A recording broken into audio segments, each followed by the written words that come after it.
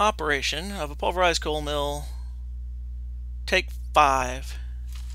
And this time, no matter what goes wrong, I'm going to muscle through and make a video that I can post online. So, there.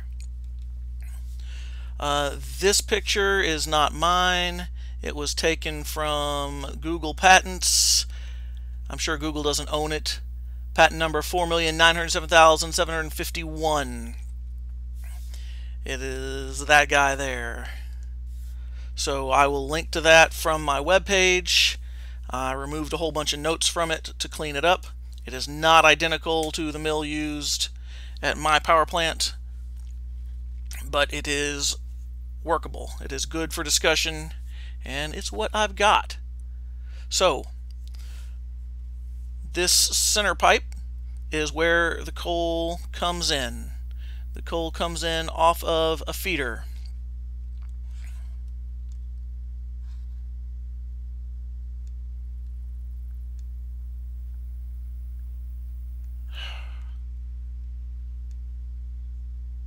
Muscling through, muscling through. We're going to do this, guys. We got this.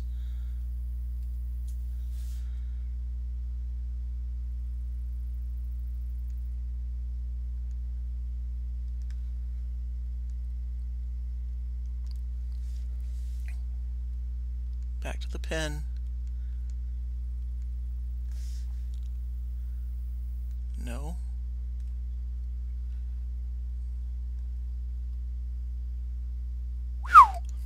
Muscling through. All right. New program, not used to it, having trouble. So you have a coal feeder. You have a tube on top of it. You have a gate on top of that. And above that, you have a coal silo. So a cone that goes down to a motorized gate valve, which goes down to a chute, which goes on to a conveyor belt. And then the conveyor belt dumps the coal down in the center of the mill. In the center of the mill, there is a table. The table has a hump in the middle and trenches on the outside and big wheels that ride in the trenches.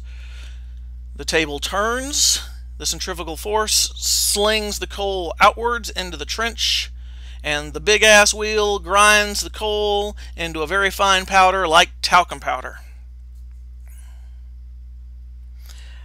After that, you have a fan that blows air in,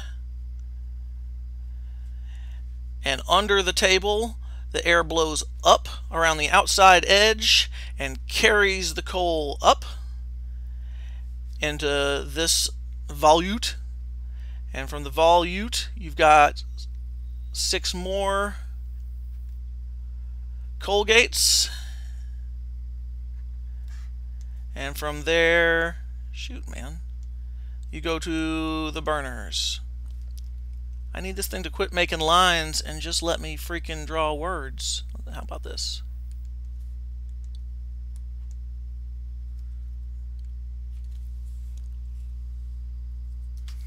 Muscling through. I apparently am not going to be able to write any words on this whole thing. So I'm sorry for those of you that like my handwriting. You are not getting any today. Alright. So that is the purpose of the mill. It is to take coal, grind it up, and deliver that coal to the burners.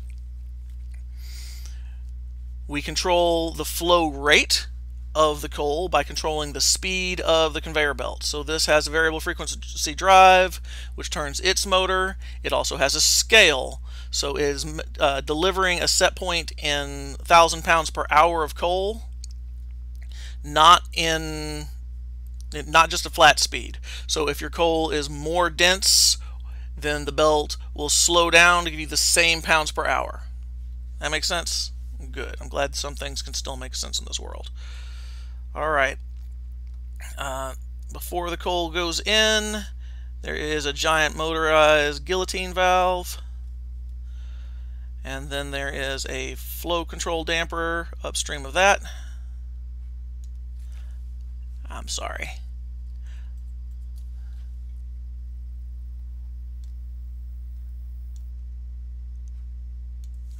flow control damper upstream of that. And then there is a temperature control issue. So then we change colors. If I could remember which one was the color. Not that line.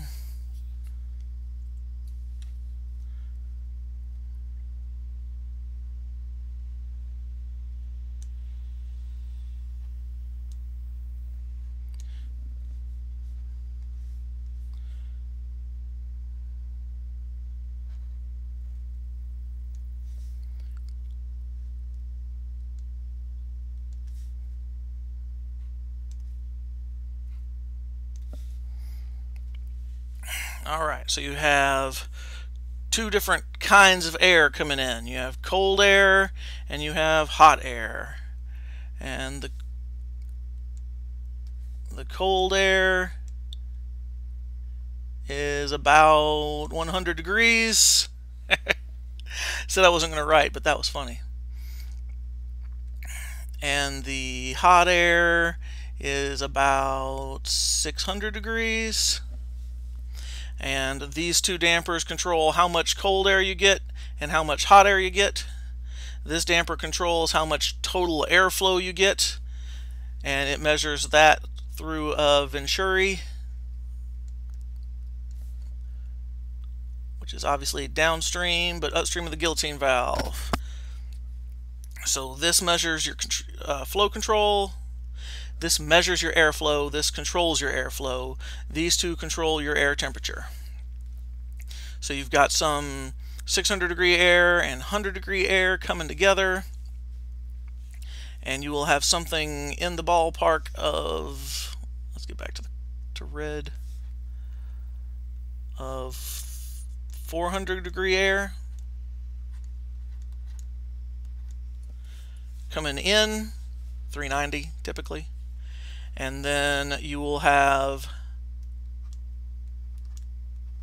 135 degree air on the outlet, because all this coal that you're dumping in is somewhere in the 80 degree ballpark, and all that mass is absorbing heat out of this 400 degree air, so you're at 135 when you come out and you go to the burner. How do we get 600 degree air? We preheat it through the rotary air heater. So the rotary air heater, oh crap.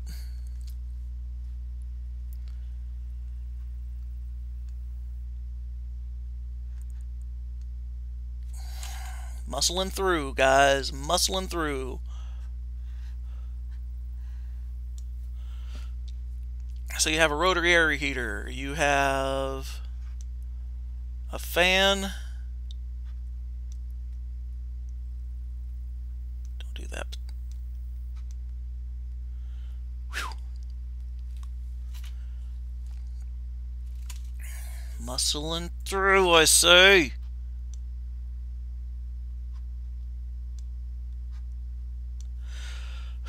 You got a fan, you got an inlet damper. The fan blows air into the rotary air heater at ambient, which we're going to call 90 degrees, and it blows it out at 600 degrees. On the other side of the rotary air heater, you have flue gas, which ought to be a different color, so we'll go with something orangey.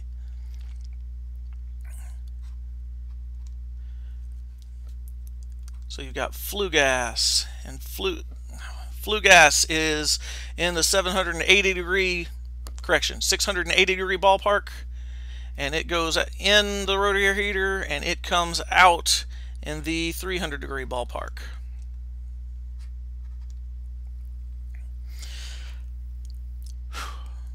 What you actually have is a whole bunch of baskets of aluminum fill that look like the condenser on your air conditioning unit.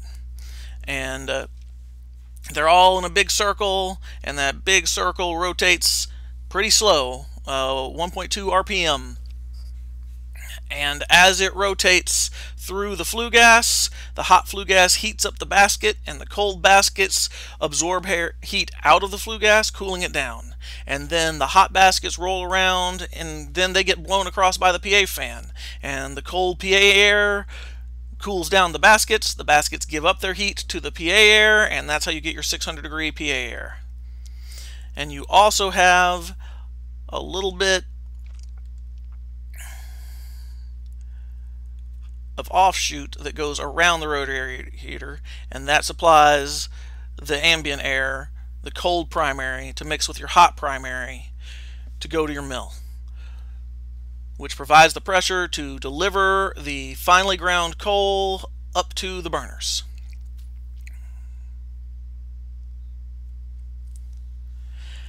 I didn't get as far as I wanted to, but this has been extremely painful, so I'm going to stop and I'm going to post it and pretend that this has been a successful venture.